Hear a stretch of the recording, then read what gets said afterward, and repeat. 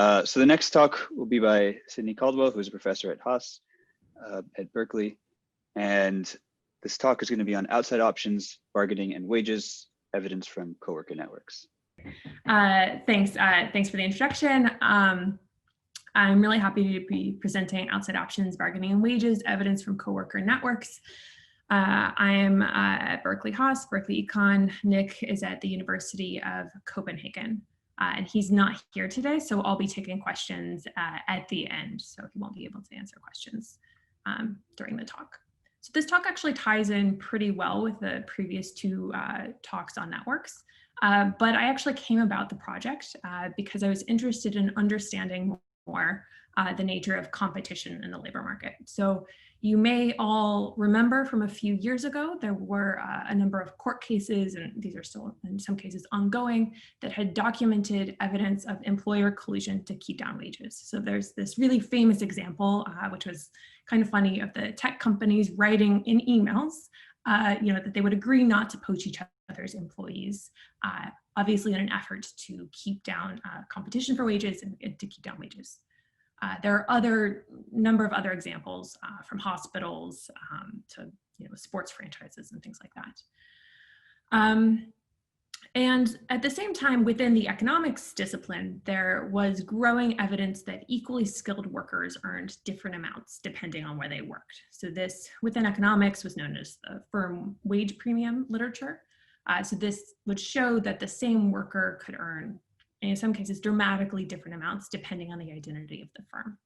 So obviously in the simplest models of the labor market, models of perfect competition, you might call these neoclassical models or something else, workers' wages only depend on their productivity.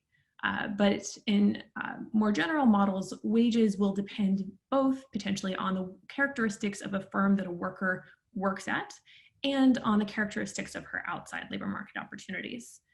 So in recent years, we've seen an explosion of papers documenting this first point, that where you work determines what you earn, but a lot less on this second point, how equally skilled workers who are potentially even at the same firm might earn different amounts depending on the quality of their outside labor market opportunities. This might be particularly important if you think that these outside labor market opportunities could vary due to factors potentially discussed in the last talk, discrimination or sort of differences in access to network information. And so in this paper, we ask some very simple questions. So we ask, if a worker's productivity does not change, but her outside options improve. So you could think of this as, you're working at a firm and you just hear about a new job opportunity, but the demand for your skills has not changed. Does the worker see a wage gain? If she does, and her productivity has not changed, we're going to say that this is evidence of imperfect competition, evidence that workers are earning less than their marginal product. We're then going to ask whether this depends on whether she leaves the firm. This helps us distinguish between different models of wage setting. In some models, wages are posted, so they're set before a firm and worker meet. You might have heard of these as monopsony models. In other models, wages are set after a firm and worker meet. So these are bargaining models. We're then going to ask how this varies for different workers throughout the skill distribution, to just ask about heterogeneity in wage setting. Now, there are two key challenges with addressing this question. So first is, how do we actually identify workers' outside options? I don't have a data set that has, this worker received an offer this period. I also didn't have the ability to run a large scale experiment where I offered workers full-time jobs randomly. So we're going to identify changes in workers' outside options by looking at changes in labor demand at their former coworkers' current firms. This was inspired by really long literature in sociology and in economics documenting that individuals learn about labor market opportunities through their social ties. This allows us to get variation both within an individual over time and across individuals within the same firm or even the same occupation within a firm. The second challenge is whether we can actually separate this out from changes in demand for a worker's skill. And to do that, we'll use a number of different strategies. I'm going to go through one in the talk today.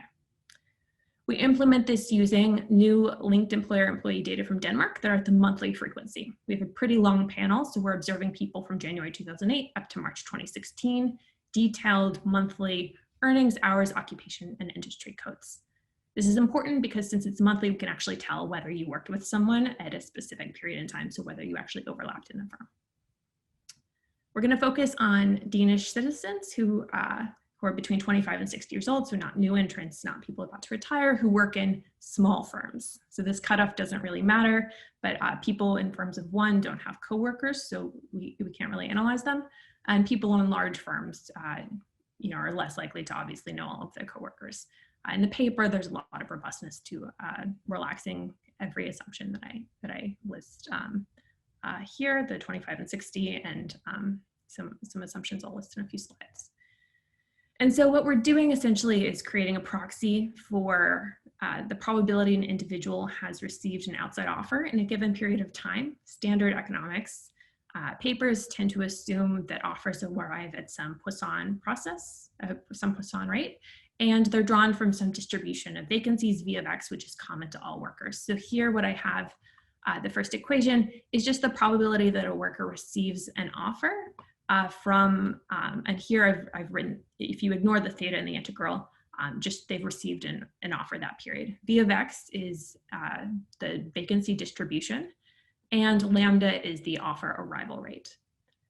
So I'm being a little fast just because of time, but in this paper, essentially all we do is we modify this very standard equation to say that workers are actually probably learning about job opportunities through both public information sources and through their social ties. Long literature documents this.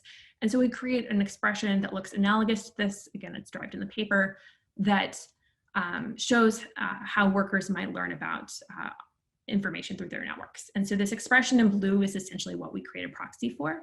And the key thing here is instead of just creating, instead of just having V of X inside the integral, we can now have S of X times V of X. So V of X is the density of vacancies at firms of type X. S of X is a function that tells us how many connections an individual has at firms of type X. And so the assumption that we have here is that as you know more people at a firm of type X, the probability that you actually hear about an offer goes up. And this expression is very useful because it allows us to generate variation within an individual over time, because V of X might change. So in some periods, Google might be hiring, in other periods, Google might not be hiring. And it also allows us to generate variation across individuals who even might work in the same firm. This is because those individuals might have different connections, S of X, okay? So we create this function by weighting firm-specific measures of labor demand, VJT, by each individual's exposure through their coworker network, SIJT.